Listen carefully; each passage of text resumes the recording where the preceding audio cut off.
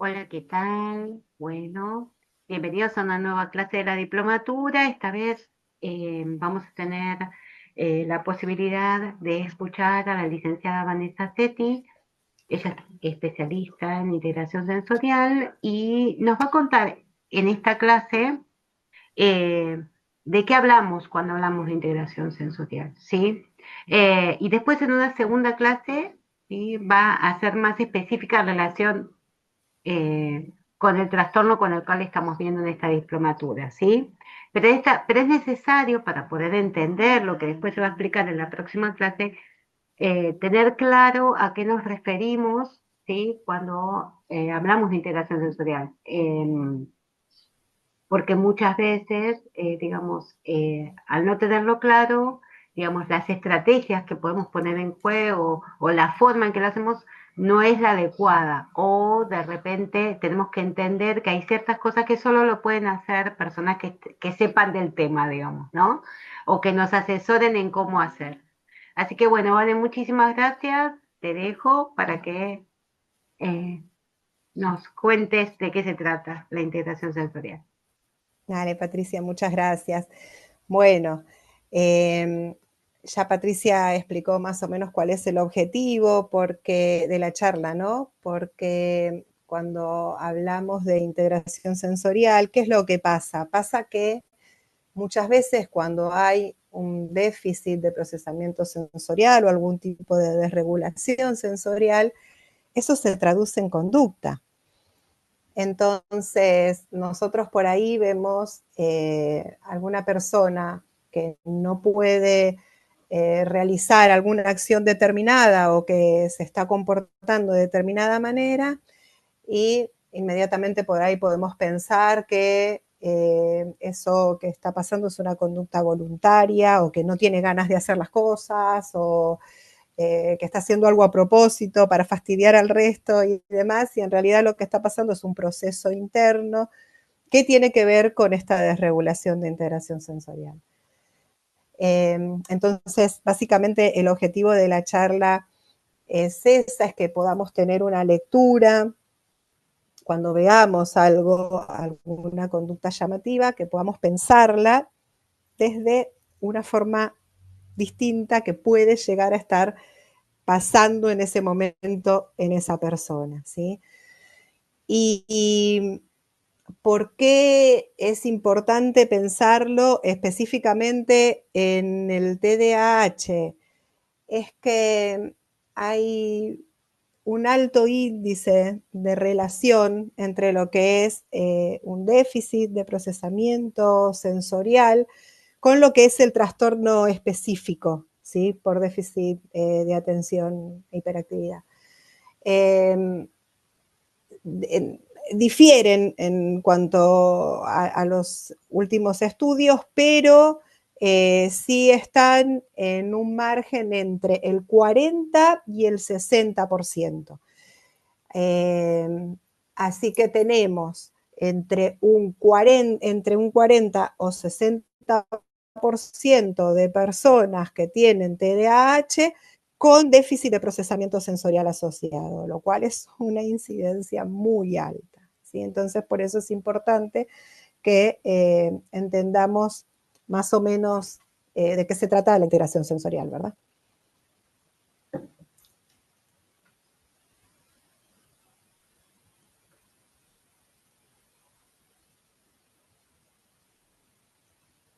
Bien.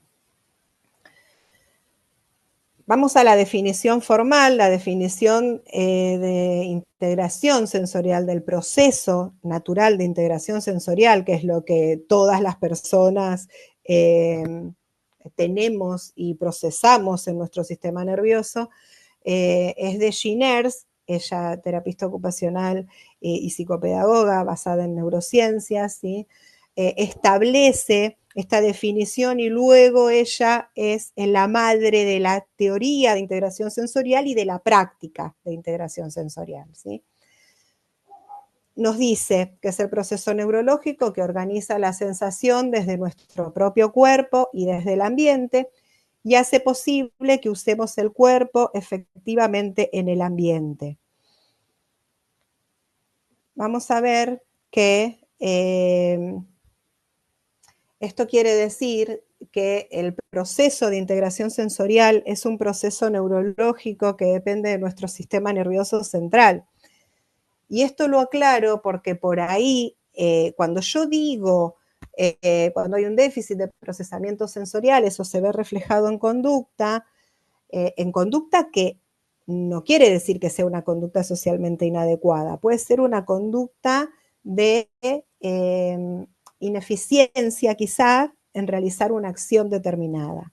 Entonces, por ejemplo, podemos pedirle a una persona que nos traiga un tenedor del cajón de los cubiertos y la persona que no tiene ningún problema visual puede abrir el cajón de los cubiertos y no encontrar el tenedor, ¿sí? ¿A qué voy con esto? Que en ese caso, en ese caso el problema, el déficit, no está en el órgano de los sentidos, que es un órgano periférico, ¿sí? Distal, que sería en este caso el ojo, la visión, ¿sí? Sino que está en sistema nervioso, ¿sí? En cómo se procesa esa información a nivel integrativo sensorial. Es decir, esa persona no puede discriminar figura-fondo, ¿sí? No tiene ningún déficit visual. Entonces, esto es lo que pasa con lo que es integración sensorial. Por eso decimos del sistema nervioso central, lo que no se procesa adecuadamente es el registro de información o es la integración de la información de los sentidos, pero a nivel central, ¿sí? Entonces, lo que es la disfunción de integración sensorial, Schinners la define como la disfunción de integración, como un funcionamiento inadecuado de la organización de la información dentro del sistema nervioso central, el cual no consigue organizar los impulsos sensoriales para poder darle al individuo una información adecuada y precisa. ¿Sobre qué? Sobre él mismo y su ambiente. Esta disfunción se refleja en el comportamiento y en la coordinación motora. Ahora vamos a ver cómo. La teoría de integración sensorial es una teoría en sí misma, ¿sí?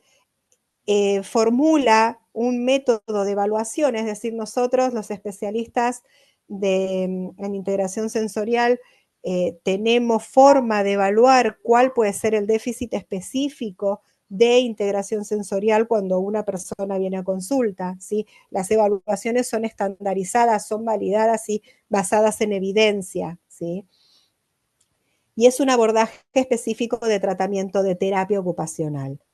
Quienes pueden hacer terapia específica de integración sensorial somos las personas recibidas de la carrera de terapia ocupacional.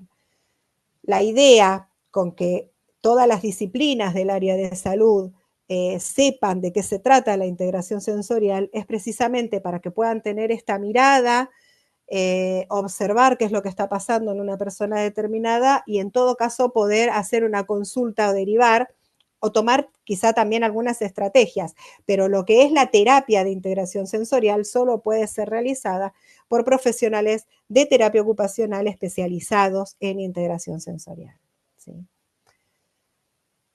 ¿En qué va a influir? Yo les decía, bueno, nosotros vamos a leer lo que es un déficit de integración sensorial en conducta. Básicamente nos vamos a dar cuenta que una persona tiene alguna dificultad en algún sistema sensorial, ¿sí?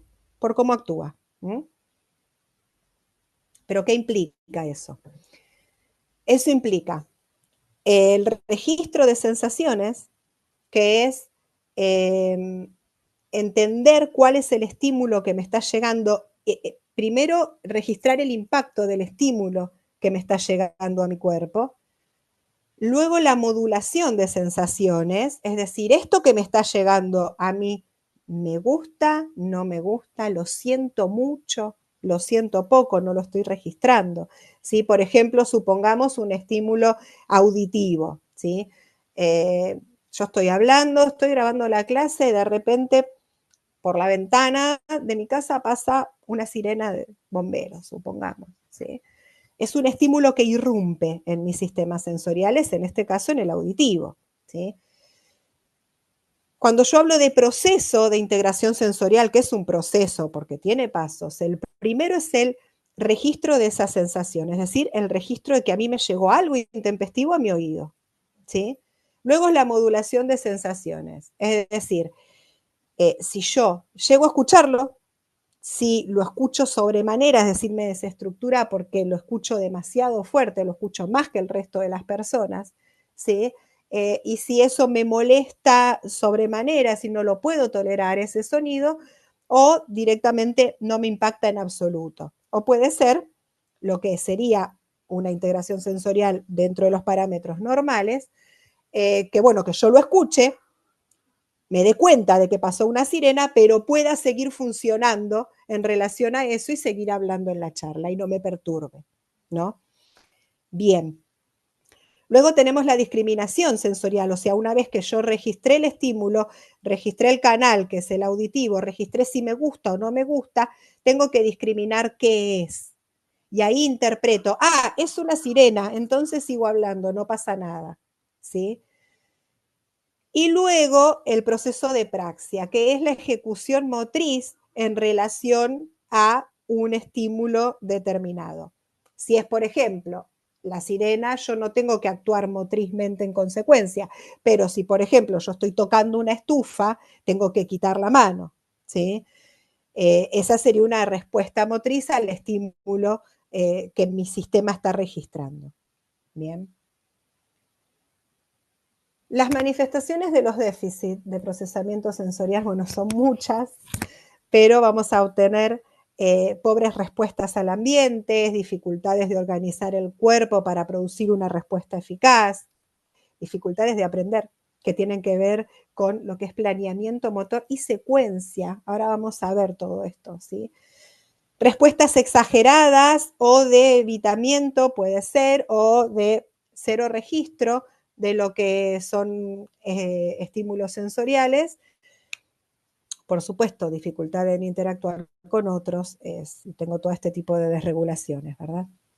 Bueno, vamos a entrar específicamente en lo que son los desórdenes de procesamiento sensorial. Vamos a pensarlo así. Lo que son los sistemas de procesamiento sensorial operan en dos sentidos. El cuadro que vemos en la pantalla está dividido en tres, pero en realidad está dividido en tres para que podamos desglosar sentido por sentido y como que quede un poco más claro, ¿sí? Pero la forma en la que nosotros registramos las sensaciones son dos. Una es la de modulación, que es lo que ya dije, sí, yo siento mucho o siento poco alguno de los estímulos que me llegan desde el ambiente o desde mi propio cuerpo, Ahora vamos a ver eso mismo. O eso es modulación. Modulación, por un lado, me gusta o no me gusta, ¿sí? Lo siento mucho o lo siento poco. Y por el otro lado, tenemos lo que es la respuesta motriz con base sensorial, ¿sí? Acá hablamos de desórdenes porque el cuadro puntualmente ya nos metemos en lo que es el desorden. Entonces, podemos tener desórdenes motores con base sensorial y desórdenes de discriminación. Todo esto es motor con base sensorial, ¿sí? Los desórdenes motores con base sensorial van a resultar en desórdenes posturales o en dispraxia. ¿Por qué? Porque, así como yo digo, podemos tener un bajo registro de los estímulos externos, también podemos tener bajo registro de estímulos internos. En este caso, de sentir nuestro propio cuerpo. Si yo siento poco mi propio cuerpo, probablemente tenga un desorden postural, es decir, que esté como hipotónico, digamos, puede llegar a aparecer, ¿sí? ¿Por qué? Porque no siento mis músculos, no siento mis articulaciones, que ahora eso forma parte de un sistema sensorial que ahora lo vamos a ver, que es el propioceptivo. Si yo no siento bien estas sensaciones, voy a tener un déficit postural, es decir, mi cuerpo no va a poder permanecer bien erguido en lo que es la silla, lo que es la mesa, siempre voy a tener que buscar el apoyo, incluso parado, un apoyo de una pared, de un mueble, ¿sí? Lo vemos mucho esto en los chicos. o que se apoyan arriba de la mesa, o que al escribir están así y no pueden escribir si no sostienen su propia cabeza con el otro brazo, ¿sí? Entonces, si yo veo un chico, voy a correr la cámara para enfocarme ahí, ¿no? Que todo el tiempo escribe así, que necesita esta postura para poder escribir. Y yo digo, bueno, la verdad es que es por vagancia, ¿no?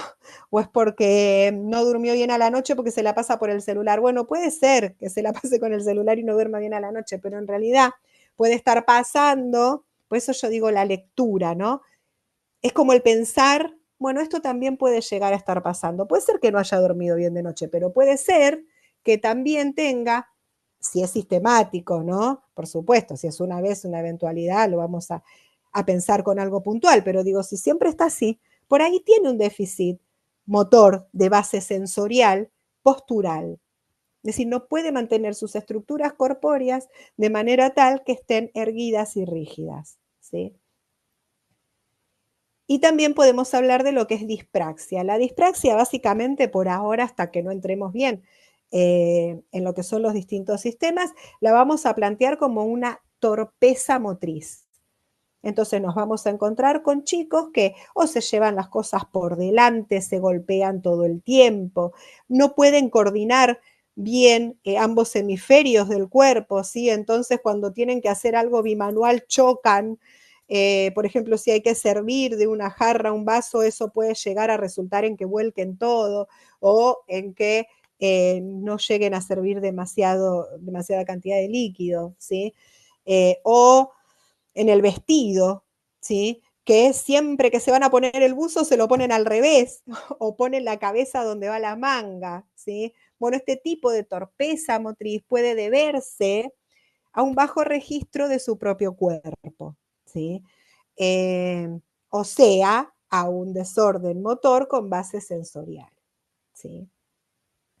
Y tenemos lo que son los desórdenes de discriminación. Los desórdenes de discriminación van a impactar en lo que es la postura y la ejecución de movimientos, que sería la praxia. Por eso es que es el mismo bloque. Está dividido, ya les digo, como para que veamos cuáles son todos los sentidos que pueden estar implicados. Pero si yo tengo un desorden de discriminación, voy a tener un desorden motor. Bien. Los desórdenes de discriminación puede ser que estén impactados en cualquiera de nuestros sistemas sensoriales. Y cuando hablamos de sistemas sensoriales no hablamos de 5, como habitualmente nos enseñan en las escuelas, sino que hablamos de 7, ¿sí? Dentro de los que ya conocemos, tenemos el táctil, que lo conoce todo el mundo, pero quiero hacer una salvedad, que cuando hablamos del sistema táctil hablamos de todo lo que desde mi cuerpo tiene contacto con el exterior. Entonces hablamos de todo lo que es piel, pero de todo el cuerpo, pero también hablamos, por ejemplo, de lo que es toda la zona oral, ¿sí? De lo que son los genitales, por ejemplo, también. De lo que es toda la vía de acceso, puede ser todo lo que tenga que ver con canales que tengan relación desde mi propio cuerpo al exterior, ¿sí? Por ejemplo, también con canales auditivos y demás. Todo lo que a mí me separa del exterior lo conforma mi sistema táctil, ¿sí? Por eso también va a estar relacionado mucho con lo táctil todo el aprendizaje de las funciones oral-motoras, alimentación, habla, lo que es la higiene, cepillado de dientes y demás, ¿sí? Por supuesto también la adquisición del lenguaje, ¿sí? Y también, por ejemplo, lo que es control de esfínteres, porque también estamos hablando de este tipo de formas de contacto de lo que es mi cuerpo con el medio externo, ¿sí? Bien.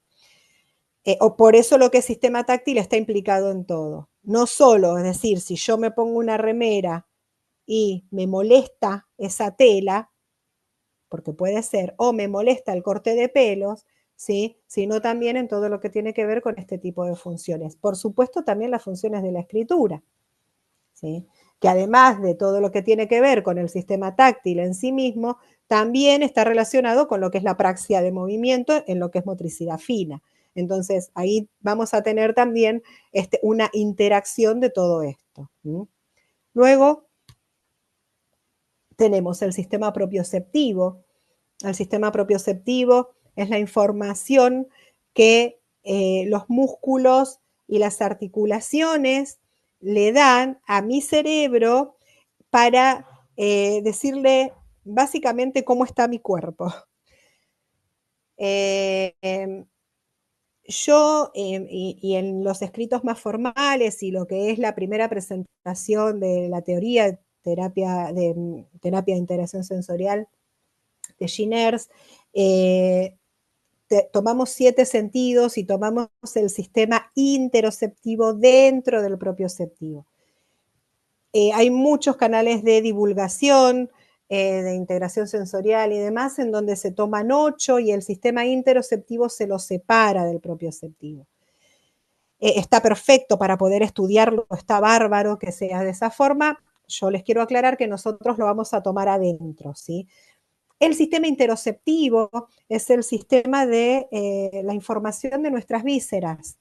Entonces, es decir, la información de nuestro medio interno que llega a nuestro cerebro. Por ejemplo, si tenemos ganas de hacer pis, si tenemos ganas de hacer caca, si tenemos sed, si nos duele algo, si nos duele la panza, ¿sí? Por ejemplo.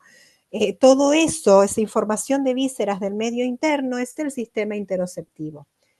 Dentro del sistema propioceptivo general que además conforman músculos y articulaciones.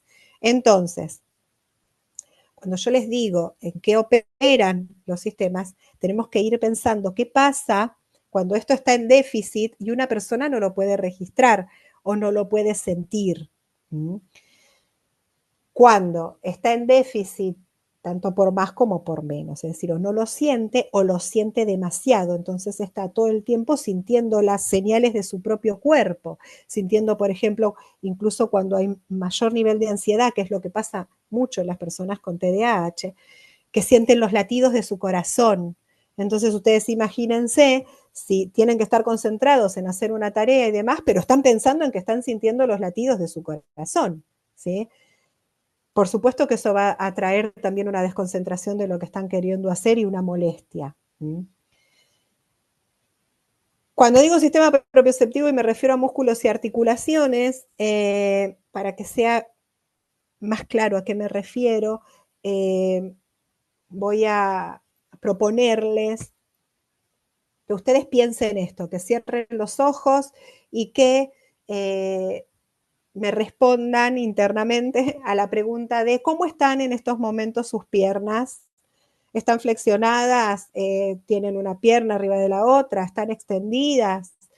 ¿Cómo están sus manos, sus brazos? ¿Qué están haciendo? ¿Qué está haciendo su brazo derecho? ¿Qué está haciendo su brazo izquierdo? ¿Sí? Sin el apoyo visual, probablemente ustedes esto me lo puedan responder porque lo sienten. Bien, cuando nosotros decimos hay una persona que tiene bajo registro propioceptivo, esa persona no lo siente, si no lo ve, si no ve que está haciendo su mano derecha, no lo siente. Entonces ahí vamos a tener posiblemente un problema de postura o de dispraxia, porque esa persona no está sintiendo su cuerpo, ¿sí? Y luego tenemos lo que es el sistema vestibular. El sistema vestibular cuyo receptor está en oído interno,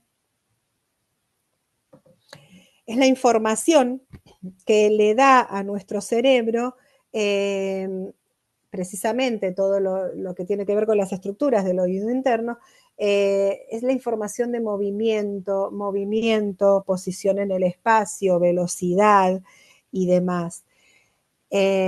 Entonces,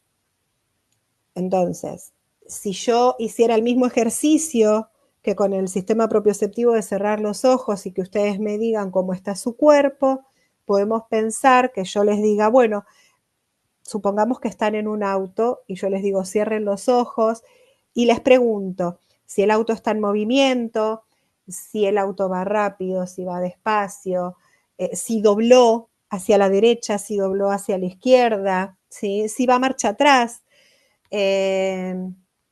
Toda esa información del ambiente que tiene que ver con la velocidad y el movimiento, ustedes me las van a poder responder por más que tengan los ojos cerrados, ¿sí?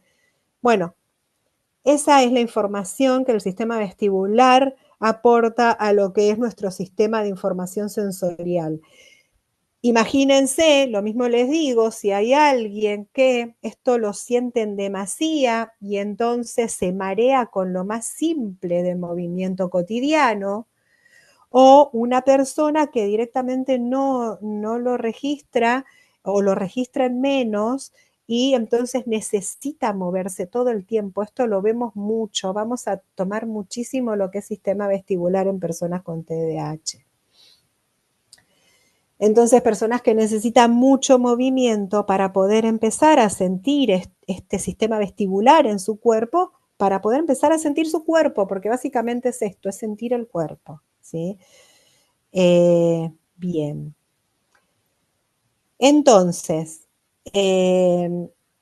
decía que el procesamiento sensorial tiene estas dos posibilidades de operar, que es la de modulación y la discriminación. La de modulación, que es me gusta o no me gusta, que es la cualidad afectiva del estímulo, y la discriminación, que es entender qué es el estímulo, cómo es, dónde está, ¿sí? Bien, cuando hablamos de desórdenes de modulación sensorial, ya antes hablábamos de desórdenes de procesamiento sensorial en general. Acuérdense que son dos, modulación y desórdenes motores con base sensorial. Cuando hablamos de desórdenes de modulación, vamos a tener un patrón de disfunción en el cual la persona hiporresponde al estímulo, ¿sí? Responde poco al estímulo que proviene desde el propio cuerpo o del ambiente, ¿sí? En una discordancia entre las demandas. O puede ser que hiperresponda, ¿sí? También en una discordancia entre las demandas del exterior, digamos, con lo que es la ejecución y las posibilidades del medio interno. ¿Sí? Ahora, cuando hablamos de desórdenes de discriminación, ¿sí? Vamos a hablar de desórdenes relacionados con la capacidad de procesar y discriminar fuente, tipo, calidad de estímulo sensorial como parte de la construcción y planificación de una actividad con propósito. Lo que se va a traducir en un desorden motor, ¿sí? Entonces va a haber dificultades para estabilizar el cuerpo, adecuando el movimiento a la demanda del medio y la tarea, y vamos a poder tener estos dos que yo les decía antes. Dificultades posturales de tensión y contracción muscular inadecuada o de dispraxia. De dispraxia, como la dificultad de planificar, de secuenciar y de ejecutar acciones. ¿Sí? Bien, entonces cuando hablamos de praxias, tenemos que pensar que lo que es el proceso para ejecutar una acción también lleva determinados pasos. El primer paso de la praxia es la ideación, es decir, entender qué es lo que yo tengo que hacer, ¿sí? Si yo entro a un aula donde hay una silla y una mesa, tengo que saber que lo que me están ofreciendo esos objetos es que me siente, ¿sí? De la misma forma, si tengo un vaso y una botella o una jarra, tengo que saber que lo que tengo que hacer es agarrar el vaso, agarrar la jarra, inclinarla, ¿sí? Es saber qué se tiene que hacer. Luego está la planificación motriz, es decir, entender si mi cuerpo puede hacer esa acción y cómo. ¿Qué es lo que tengo que hacer primero? Agarrar el vaso, agarrar la botella, ¿sí? Inclinarla. ¿Cuáles son los pasos para generar esa acción? Y por última instancia, la ejecución, la acción concreta. ¿Sí? Y que esa acción, por supuesto, sea efectiva. Cuando hablamos de integración sensorial, hablamos de tres sistemas básicos, es decir, para poder producir o entender el ambiente, sentir mi cuerpo y manejarme en el ambiente de manera efectiva, para poder hacer todo eso, los sistemas básicos de sensaciones, los más importantes, digamos, son el táctil, el propioceptivo y el vestibular. Entonces, del sistema táctil yo ya hice una pequeña introducción, hablé, más o menos expliqué a qué nos referimos cuando hablamos del sistema táctil.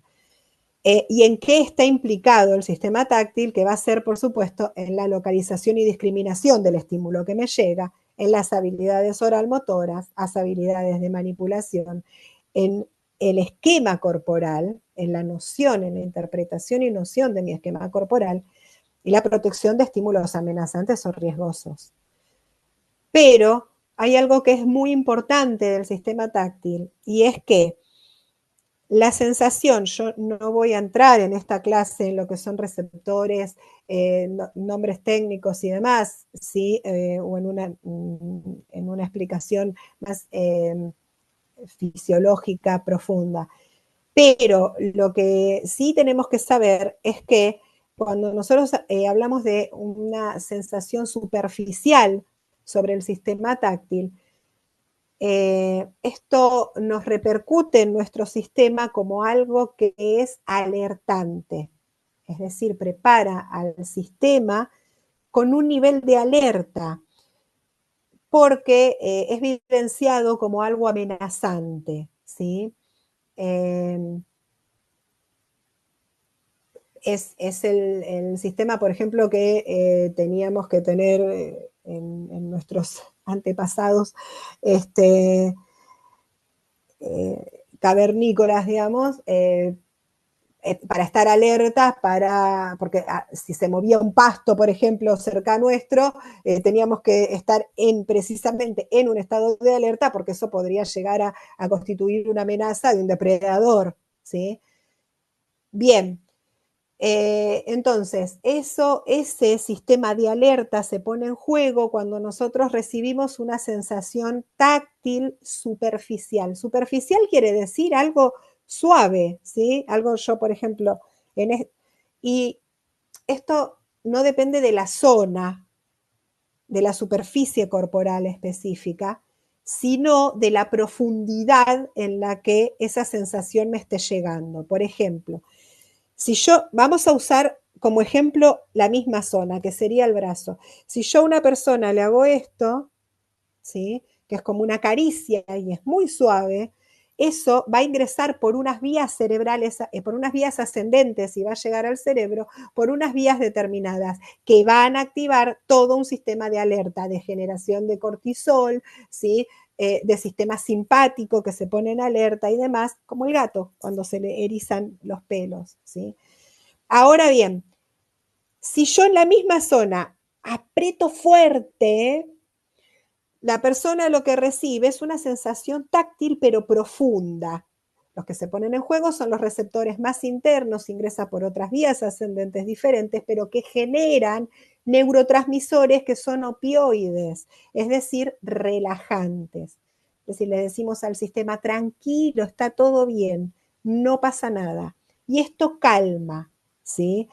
Y esto vamos a ver que es muy importante, sobre todo en las personas con TDAH, porque las personas con TDAH suelen estar con sistemas de alertas muy fuertes, ¿sí? Entonces, tenemos que saber que nosotros, con una sensación profunda que podamos darle, eso va a relajarle su sistema.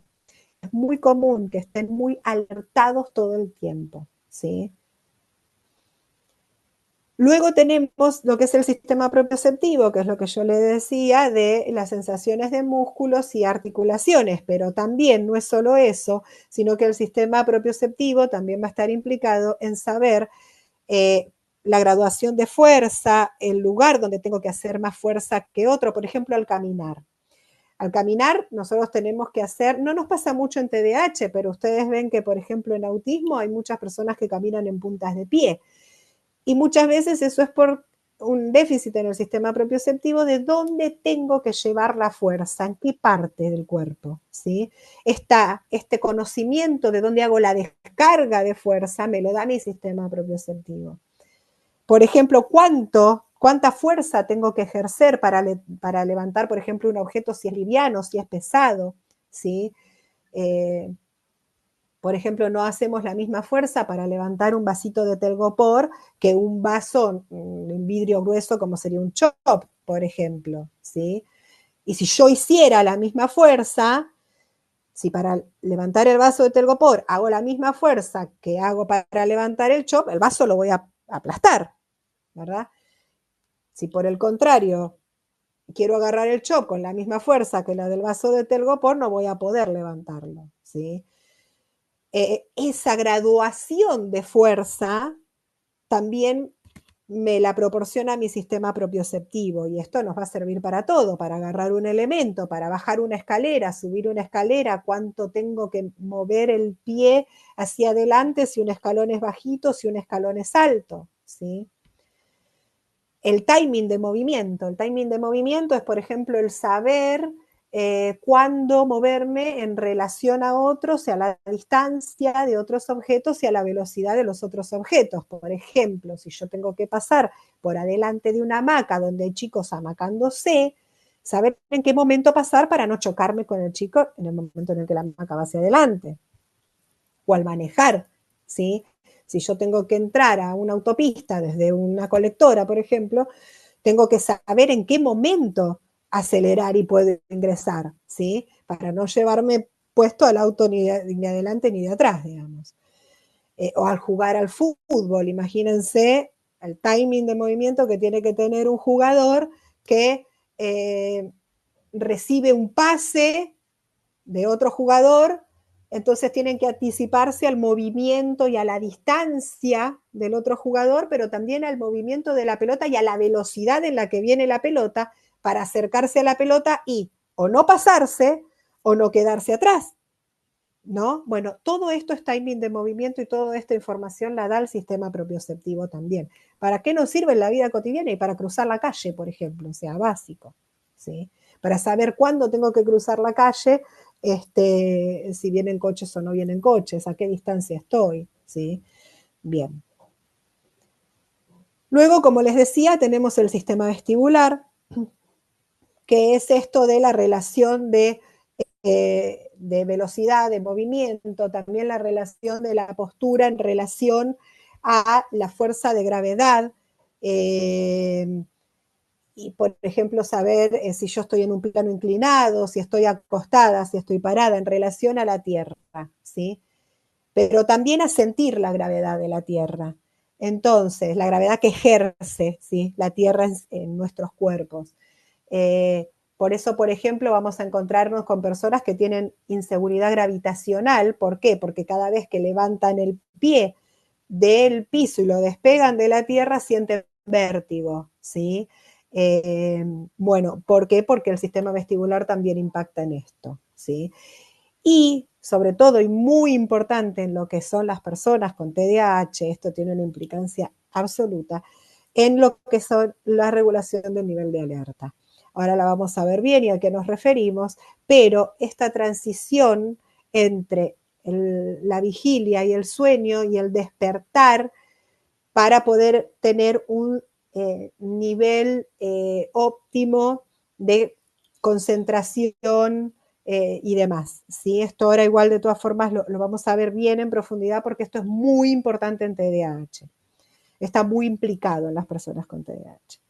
Bueno, luego, por supuesto, tenemos el sistema visual, que como les decía, con el ejemplo de los cubiertos, ¿sí? Tenemos que saber diferenciar figura de fondo, no es solo lo que es la calidad visual, ¿sí?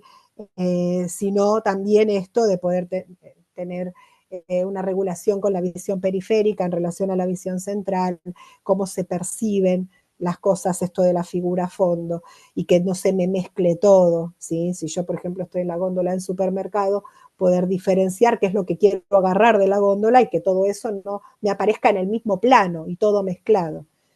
Con el sistema auditivo nos pasa lo mismo, ¿sí? La capacidad de poder hacer figura a fondo auditiva, lo que yo les decía, por ejemplo, de la sirena, ¿sí? Si yo estoy hablando y escucho un sonido, poder filtrar eso y saber qué sonido es más relevante, si estoy escuchando a un profesor, por ejemplo, bueno, ¿a qué le doy bolilla? ¿Sí? ¿A lo que escucho de que pasan coches por afuera o a lo que está diciendo el profesor? Si todo eso yo lo tuviese en el mismo plano, eso me desestructuraría porque no sabría qué filtrar y qué no. ¿Mm? Bien, esto un poco ya lo dijimos, cómo es el componente del proceso de integración sensorial. No voy a entrar mucho en esto por una cuestión de tiempo, pero ya un poquito lo mencionamos. Tenemos lo que es el registro sensorial, orientación y atención, es decir, cómo sintonizar la radio de qué sistema sensorial está implicado al recibir un estímulo determinado, cuál de los 7, ¿sí? Interpretación de ese estímulo, organización de la respuesta y la ejecución, la praxia, ¿sí? Acá quería llegar, que es muy importante en TDAH, activación, alerta y atención, este núcleo, ¿sí? En donde la activación es la transición del dormir al despertar, al llegar al estado de conciencia que permite funcionar. Por ejemplo, a ver, yo voy a dar un ejemplo personal. Hay personas que se despiertan y ya están activas, es decir, se pueden levantar de la cama y funcionar. Incluso pueden aprender algo nuevo en esa misma situación, o sea que ya están en un nivel no solo de alerta, sino de atención, como por ejemplo mi marido que se despierta y hace así y ya está listo para funcionar, o personas que necesitamos una transición un poco más lenta, ¿sí? Para poder despertarnos del todo. Tenemos los ojos abiertos y todo, ya sonó el despertador y demás, pero no nos podemos levantar inmediatamente. Y en el momento en el que nos levantamos, quizás solo funcionamos para cepillarnos los dientes y nada más. No me pongas a estudiar matemática a esa hora. Dame unos 15 minutos que me tengo que componer. Bueno, eso que por ahí lo conocemos en gente a nuestro alrededor, esas diferencias individuales, tienen que ver con estos niveles de transición. Estos niveles de transición que deben pasar desde la activación hasta un nivel de alerta, que es la transición del despertar al estado de atención necesaria para el aprendizaje activo y la conducta adaptativa. Así es preparar al sistema para empezar a prestar atención. Pero cuando yo estoy en este primer nivel de alerta, ¿qué puedo hacer? Vestirme, cepillarme los dientes, lavarme y demás. Tengo que pasar a un nivel atencional más activo cuando nosotros pasamos a lo que es atención plena, que es focalizar selectivamente en un estímulo. Es importante para procesar información, para el aprendizaje, la actividad con propósito, ¿sí? Yo primero tengo que activarme, después tengo que tener un nivel de alerta medianamente óptimo, moverme un poco y demás para poder lograr una atención que me permita, no sé, entrar al colegio y estudiar matemáticas, supongamos, ¿sí? Bueno, este núcleo está altamente afectado en las personas con TDAH, ¿sí? Entonces, tenemos quizás niveles de atención en donde la atención está puesta todo el tiempo, por eso yo les decía, son personas que suelen estar muy alertadas, ¿sí? Con un nivel de alerta muy alto. ¿Mm? Y esto no permite una focalización concreta en algo, por ejemplo, en matemáticas, porque yo estoy alertada todo el tiempo con otros tipos de estímulos. Y eso genera además muchos estresores en el cuerpo, mucho nivel de estrés, que a la vez bajan el nivel atencional, ¿sí? Y luego vamos a tener lo que son los perfiles sensoriales. Los perfiles sensoriales que tienen que ver con la modulación sensorial, ¿sí? Cada persona tenemos un patrón único de responder y de registrar cada uno de los estímulos sensoriales que nos llegan a nuestros sentidos. Por eso hay personas a las que sistema táctil nos molesta una determinada prenda, una determinada tela, y a otras personas que no. Porque unas personas tenemos el umbral más bajito y otras el umbral un poco más alto, ¿sí? Dentro de lo que son normales, diferencias individuales, pero nos pasa cuando tenemos un déficit que esos umbrales se corren de lo que es lo normal y se pueden llegar a correr en una línea de diferencia, en dos líneas de diferencia de la media, ¿sí? Lo que vamos a llamar umbral extremo. El umbral de registro sensorial es a partir de donde yo empiezo a registrar lo que me está llegando, ¿sí?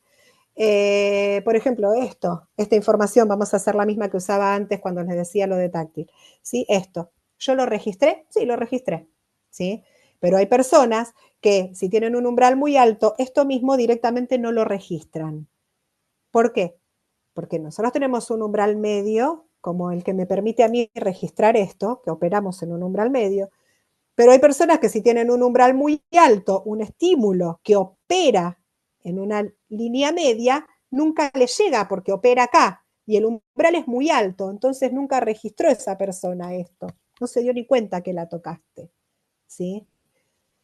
Por el contrario, hay personas que tienen umbrales muy bajitos, entonces cualquier cosa les llega en demasía y ya la viven como dolor. Esto ya les duele porque su umbral es muy bajito y el estímulo lo superó ampliamente. ¿Mm? Bien, bien. ¿En qué va a afectar las personas que tienen un umbral sensorial extremo? Por supuesto, en todo, en el nivel de actividad, en el nivel de atención, ¿sí? El afecto como cualidad, esto de modulación, de cómo siento, ¿sí? Y en la acción, obviamente. Entonces, cuando tenemos un umbral muy alto, necesitamos mucho estímulo porque todo el estímulo no nos llega, ¿sí? Para registrarlo. Si tenemos un umbral muy bajo, con muy poquito estímulo, ya no solo que lo sentí, sino que me sobrepasó y muchas veces sentimos cosas como dolorosas. Nos pasa, por ejemplo, con las personas que necesitan bloqueadores de sonido porque tienen un umbral muy bajo a nivel auditivo y entonces los sonidos fuertes o quizá los sonidos más agudos duelen, realmente llegan como dolorosos, ¿sí? Ahora bien, nosotros podemos tener respuestas activas o respuestas pasivas, según lo que estamos registrando. Las respuestas activas van en contra, o sea, pretenden contrarrestar el umbral y las respuestas pasivas no pretenden modificar el umbral, ¿sí? ¿Esto qué quiere decir? Ahora van a ver. Si yo tengo un umbral alto, por acá, ¿sí? Acuérdense, los estímulos van acá, no me llegan. Si yo tengo una respuesta pasiva, es decir, acorde a mi umbral y no lo pretendo modificar, lo que voy a tener es una hiporrespuesta, es decir, bajo registro y no me va a interesar nada del ambiente porque nada del ambiente me llega. Entonces voy a estar muy pasivo, ¿sí? Pero porque no estoy recibiendo respuesta ambiental. Si yo en cambio intento, sigo con el umbral alto, tengo los estímulos acá que no me están llegando. Si yo quiero contrarrestar ese umbral y tengo una respuesta activa, lo que voy a hacer es buscar esas sensaciones. Entonces nos vamos a encontrar con personas, esto pasa mucho en TDAH, con personas que buscan sensaciones, es decir, se pueden mover todo el tiempo, pueden tocar cosas todo el tiempo, chupar elementos, ¿sí? Poner música fuerte y demás, porque necesitan buscar esas sensaciones porque de otra manera a su sistema no les llega y por supuesto necesitan sentirlas. Si yo no siento mi cuerpo, no puedo hacer nada, ¿sí? Bien, pasamos a un umbral bajito. Si yo tengo un umbral bajito y voy acorde a mi umbral, no pretendo modificarlo, voy a estar acá. Entonces, cada vez que a mí me llegue un estímulo, voy a hiperresponder, voy a tener una hiperrespuesta, porque ese estímulo siempre me va a parecer como eh, abrupto, ¿sí? Y por supuesto como nocivo. Entonces hiperrespondo, ¿sí? Me tocan, hiperrespondo.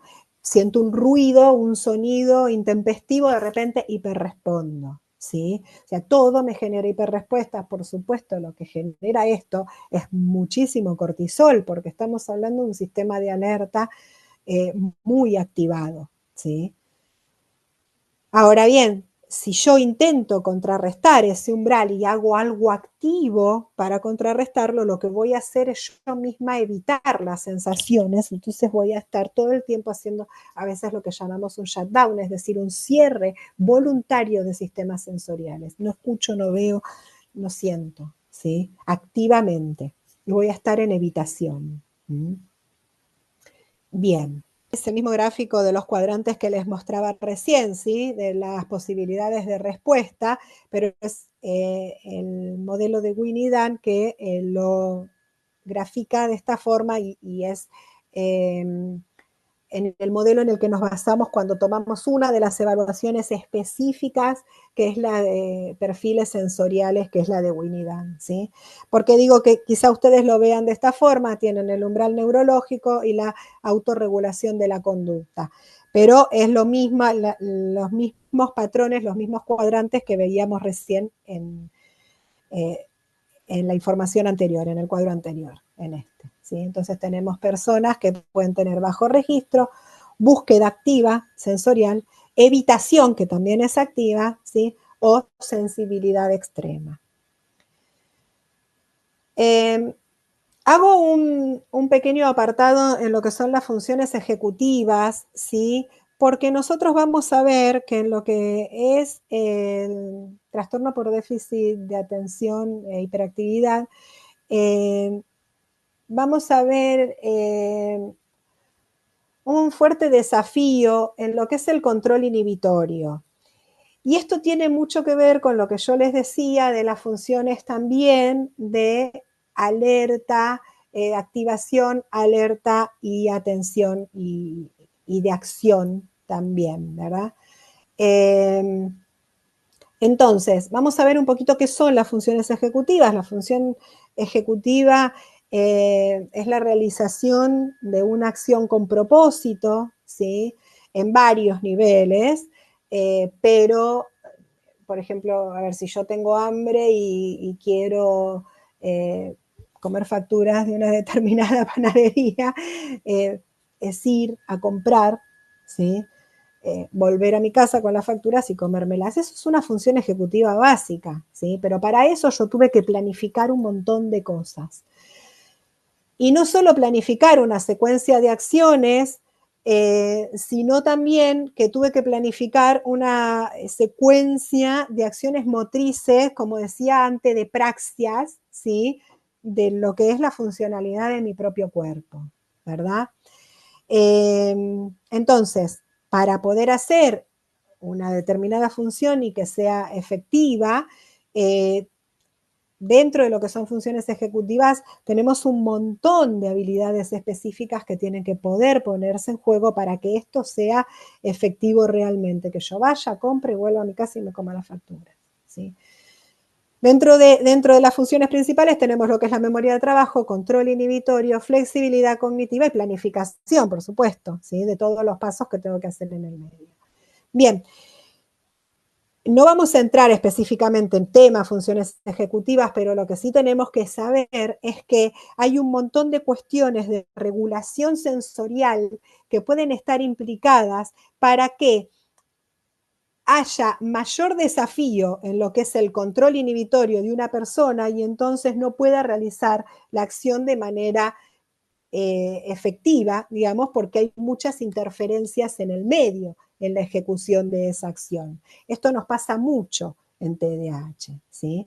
Entonces ahora, cuando veamos la clase que viene, estrategias,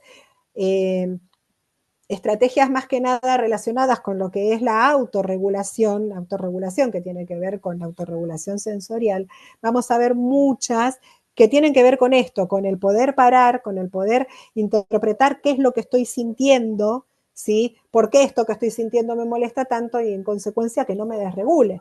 Porque ustedes imagínense que si yo me siento abrumada por un montón de cosas exteriores, de repente quizá no puedo hacer otra cosa que no sea empezar a saltar y a dar patadas.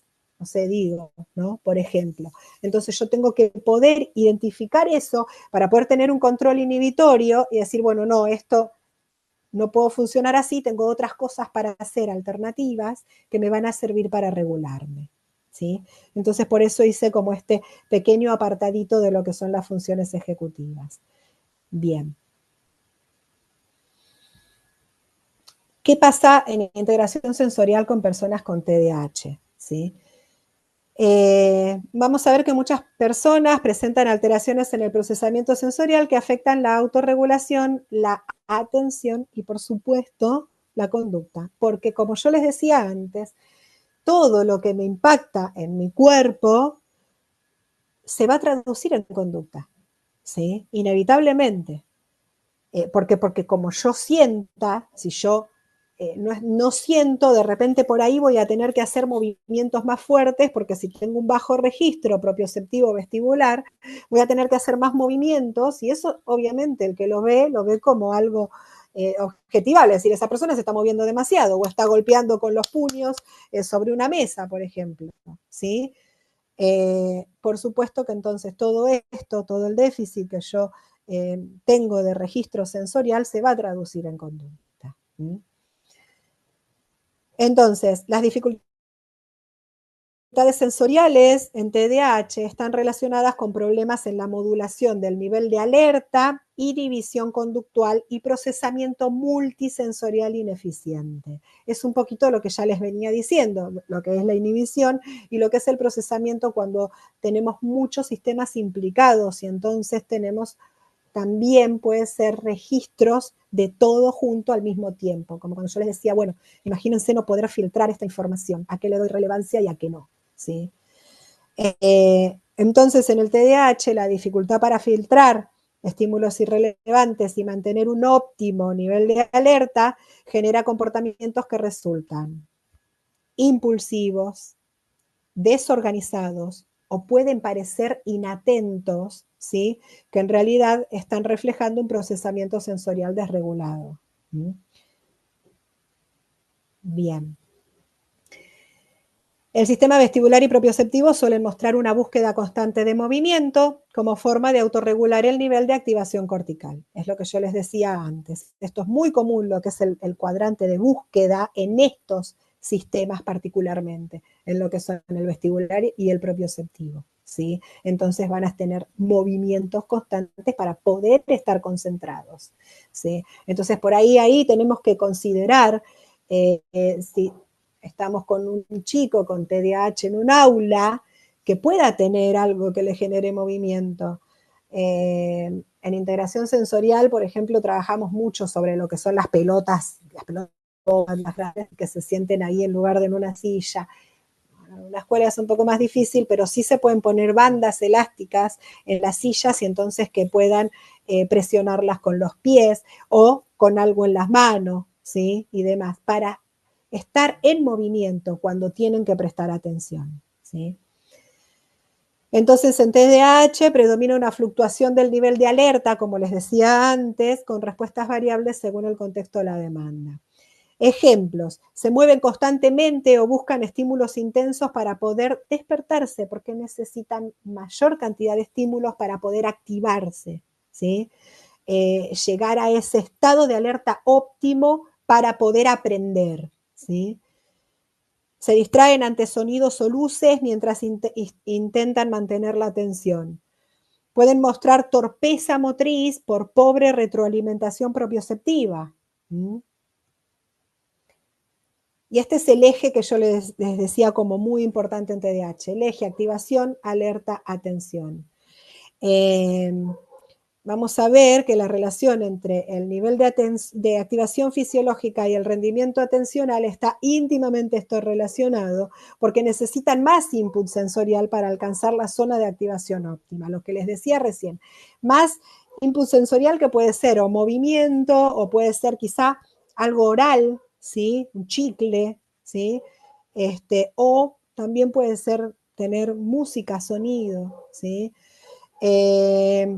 Entonces, bueno, tenemos como esta conexión también entre lo que es la hipoactivación cortical y la búsqueda de estímulos, que bueno, esto lo cita también, vale, ¿verdad? Que es un déficit en la autorregulación, en el control inhibitorio, ¿sí? Que lleva a una necesidad de buscar estímulos externos para mantener la activación cerebral adecuada. El movimiento, los estímulos táctiles o la variación ambiental pueden funcionar como estrategias naturales para alcanzar el nivel de alerta necesario para concentrarse. Se traduce en eso. ¿Sí? Obviamente, ¿qué decimos? Se traduce en conducta, porque necesita movimiento para poder concentrarse. O otro tipo de estímulos, como veníamos viendo. ¿Sí? ¿Cuáles van a ser las implicancias en el desempeño funcional?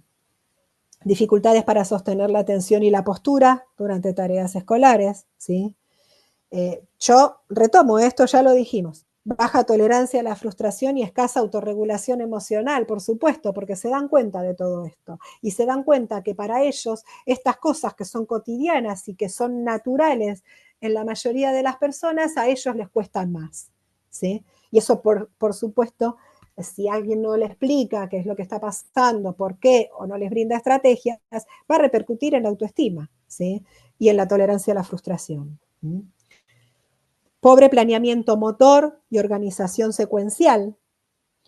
Incomodidad en rutinas sedentarias prolongadas, porque precisamente al estar deficitario el eje activación, alerta y atención, lo que nos va a pasar es que mientras más sentado y sedentarios estemos, todavía más eso va a disminuir con mayor rapidez el nivel de alerta, ¿sí? Y entonces por ahí nos va a provocar mayor nivel de adormecimiento, de falta de concentración y demás.